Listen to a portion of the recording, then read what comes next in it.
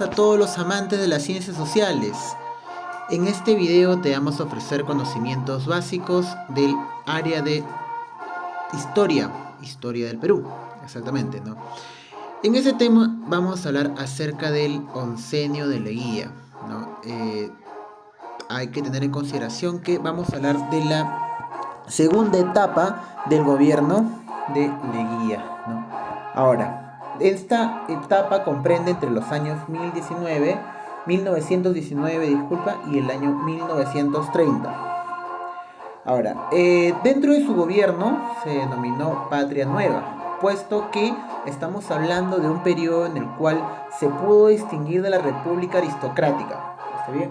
Terminó la República Aristocrática, que era un espacio, una fase de gobierno en la cual los civilistas pudieron gobernar el Perú, pero esos civilistas estaban camuflados bajo una consideración de oligarcas, ¿no? Por así decirlo, gobernaron las personas con mayor influencia económica dentro del Perú, ¿no? Entonces, él mismo denominó este nuevo gobierno como Patria Nueva, por así decirlo, dándole la espalda a lo mal visto, ¿no? Lo que tenían dentro de ese gobierno, ¿no?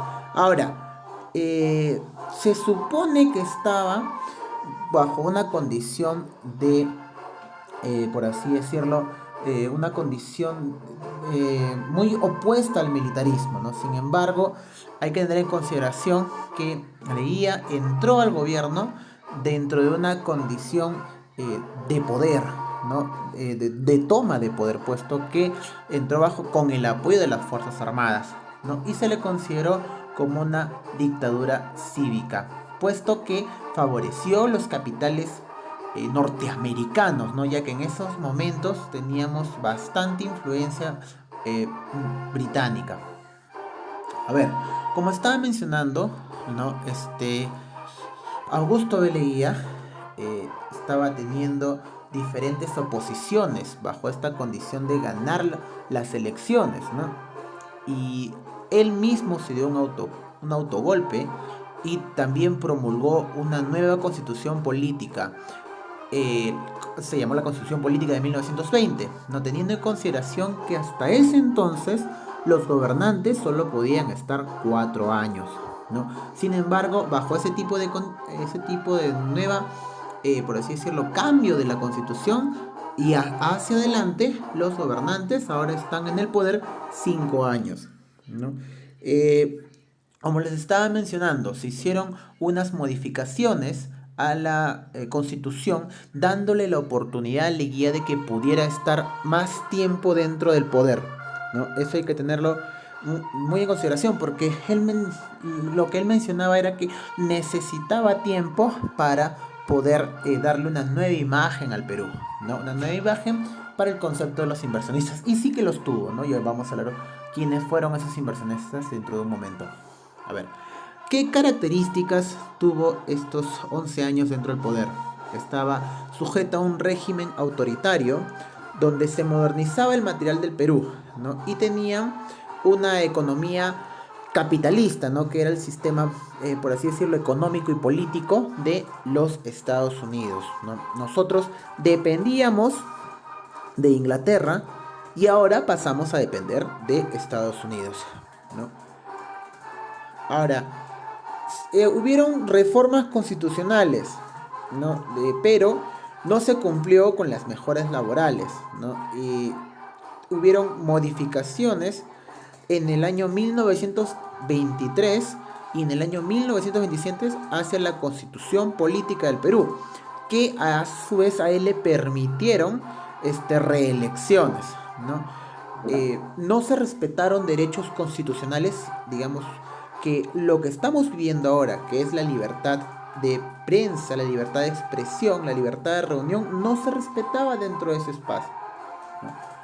Las políticas, a ver, hubo una modernización del Estado, ¿no? Hubo un incremento en la expansión burocrática, ¿no? Y también hubo aquí se creó el Banco Central de Reserva del Perú, pero ojo, ¿no? Bajo ese tipo de condición, ¿no? Por así decirlo, nosotros vivíamos en una etapa de exportación de agricultura, ¿no? Hay que tener en consideración que dentro de este punto eh, teníamos a un aliado político y económico, ¿no? Estados Unidos, ¿no? Dentro de los cuales Estados Unidos había hecho una gran suma de dinero por la Primera Guerra Mundial, ¿no? Que se originó en el año 1914, ¿no? Entonces, ese aliado quería los recursos de Perú, ¿no? Perú tenía que ofrecer, ¿no? Recursos de agricultura, tenía caña de azúcar, tenía algodón que se requería en países del primer mundo, eran muy cotizados en países del primer mundo. Entonces los estadounidenses, ¿qué hicieron? Dijeron, ¿sabes qué? Nosotros no tenemos fe de que tú puedas asegurar una economía estable para que nos puedas brindar tus productos. Entonces, mira, ¿qué te parece si es que a partir de ahora en adelante yo voy a organizar tu economía? ¿No? Entonces la guía dijo, uy, mira, qué bonito, pero ¿a mí qué me favorece? Ah, claro, lógicamente, tú vas a tener, eh, digamos, los pagos que yo te puedo estar ofreciendo, ¿no? Los préstamos que yo te puedo estar ofreciendo. Entonces la guía se vio, por así decirlo, muy favorecido por ello, puesto que dentro de Leguía hubo una gran reforma en la capital limeña, ¿no? Se mejoraron las carreteras, se mejoraron, por así decirlo, hubieron demasiadas plazas, se realizaron las plazas, se embelleció Lima, puesto que Leguía tenía una perspectiva en la cual necesitaba ingresos de otros países, ¿no? ¿Y cómo lo hizo? Gracias a Estados Unidos, ¿no? ¿Y qué hizo Estados Unidos? Bueno, controlar toda la economía peruana y también, por así decirlo, controlar muchas empresas, pero eso favoreció también para una perspectiva de visión hacia Leguía, porque él necesitaba eh, encontrarse a los tres estados sociales, ¿no? Por así decirlo, a los tres escalones sociales, ¿no? Y que ya vamos a hablar dentro de un momento de ello. A ver, la inserción del Perú en el sistema económico internacional, puesto que ya en este punto Perú ya era visto y era conocido internacionalmente, ¿no? Estímulo en las actividades económicas, la legislación social, las leyes de protección a empleados públicos, ¿no? Como también el reconocimiento de las comunidades indígenas, ¿no? El Día del Indio, inclusive Leguía creó la bandera del Tahuantinsuyo. Claro, Leguía lo creó. No hay que tener en consideración que no se creó en la época del Tahuantinsuyo. Es más, los incas ni siquiera sabían lo que era una bandera, no tenían una perspectiva política, ¿no? Sabían lo que eran símbolos. En todo tipo de sociedad se han construido los símbolos, pero no lo construyeron desde esa perspectiva de bandera. Pero en fin, me estoy viendo un poquito el tema, ¿no? Entonces, hay que tener en consideración que, lo que justo les estaba mencionando, Leguía estaban perfilándose a tener el favoritismo de los tres escalones sociales. Primero, la clase media, ¿no? La clase media estaba conformada por los profesionales, estaba conformada por las personas de cultura, ¿no? Tenemos que tener en consideración los abogados, los ingenieros, los arquitectos, los licenciados en general, ¿no? Estaba conformado por la clase media. Entonces, ¿qué es lo que hizo Leguía para esa situación? Bueno, se confabuló con Estados Unidos para la creación de múltiples empresas que controlaran el Perú, lógicamente, pero a ellos se los puso a la clase media. Entonces, había trabajo para ellos. Que la clase baja, por así decirlo, ¿dónde estaban ellos? Los obreros. ¿Qué hizo para los obreros? Pues se reformó, o se consolidó, mejor dicho, el concepto del trabajo de las 8 horas, ¿no? Y que se respetara ello, ¿no? Ahora, lo cual se prometió en la República Aristocrática, pero no se concedió. Y ahora los oligarcas, ¿qué le podía ofrecer Leguía a los oligarcas? Dinero no podían, porque los oligarcas tenían dinero. Poder no necesitaban, porque ellos ya controlaban el Estado de cierta manera, ¿no? Pero lo que sí podía hacer Leguía con los oligarcas era controlar los recursos. Y un recurso que él controló fue la creación de plantas de agua, ¿no? Entonces, bajo ese tipo de situación, Leguía pudo controlar a los oligarcas con el agua, puesto que los oligarcas tenían diferentes, por así decirlo, plantaciones de azúcar, plantaciones de algodón, no tanto en el norte como en el sur, ¿no? Él también realizó grandes obras para la satisfacción y el contento del pueblo, ¿no? Por ejemplo, la construcción de grandes carreteras, ¿no? Dentro de la política hubieron grandes opositores a Leguía. Y si es que no hubiera sido por Leguía, de repente no hubieran nacido estos dos grandes partícipes del criticismo de la política peruana, ¿no? Víctor Raúl Haya de la Torre, ¿no? Y Mariátegui, ¿no? Con el APRA y el Partido Socialista Peruano.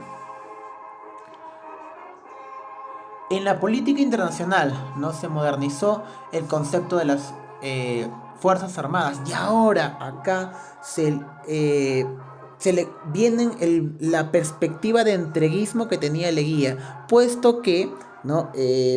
Había un tratado que ya mencionamos en anteriores clases, ¿no? El Tratado de Ancón, ¿no? Donde estaba en juego Arica y Tacna, ¿no? Donde supuestamente después de 10 años de la guerra entre Perú y Chile, Arica y Tacna iban a pasar por un plebiscito. ¿Qué cosa es el plebiscito? Eran que se le preguntara a los ciudadanos si es que querían pertenecer a Chile o si es que querían pertenecer a Perú.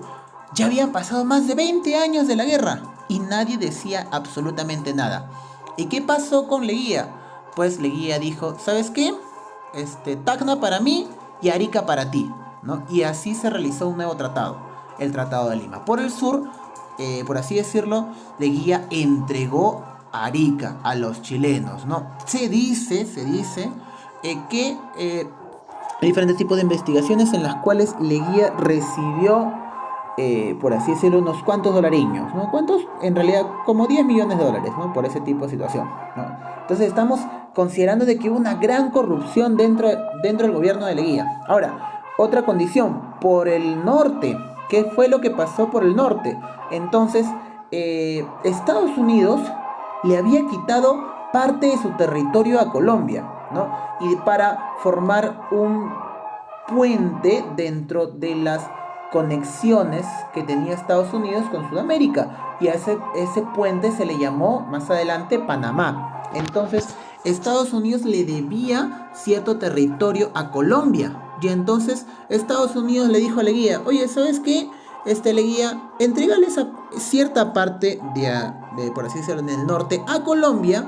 Y después nosotros vamos a hacer los arreglos para que te entregue una parte por el sur de Colombia y te anexamos, digamos, chain to chain, ¿no? Te le entregas una parte y ellos te la devuelve, ¿no? Lo cual nunca sucedió, nunca le devolvieron esa parte a Perú.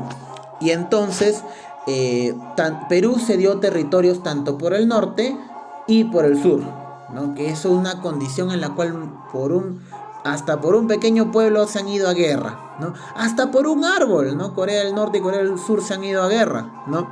Bueno, hubieron diferentes tipos de tensiones también, ¿no? Bajo ese tipo de condiciones también se le podría considerar al gobierno de Leguía como entreguista. Ahora, él camuflaba su condición de votos a través del indigenismo, como mencionaba anteriormente, ¿no? Hacia la sociedad baja, ¿no? Pero eso lógicamente lo hizo con los ánimos de tener mayores votos, ¿no?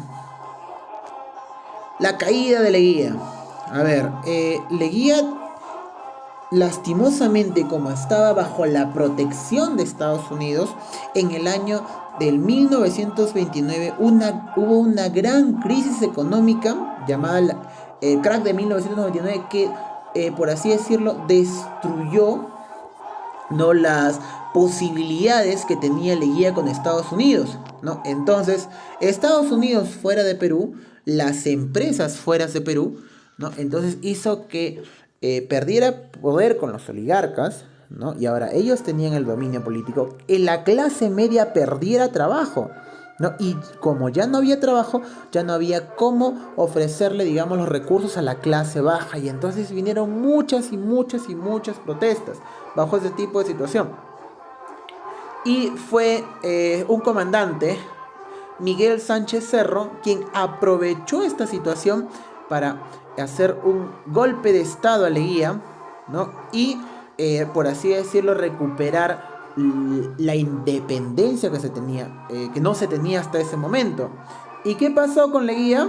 Bueno, Leguía terminó sus días en la cárcel por corrupción. Ahí tenemos al primer caso del presidente que terminó sus días en la cárcel por diferentes casos de corrupción. Entonces, si te has Si te gusta este material que te puedo ofrecer acerca de las ciencias sociales, no olvides de dejarle like y de suscribirte. Muchísimas gracias.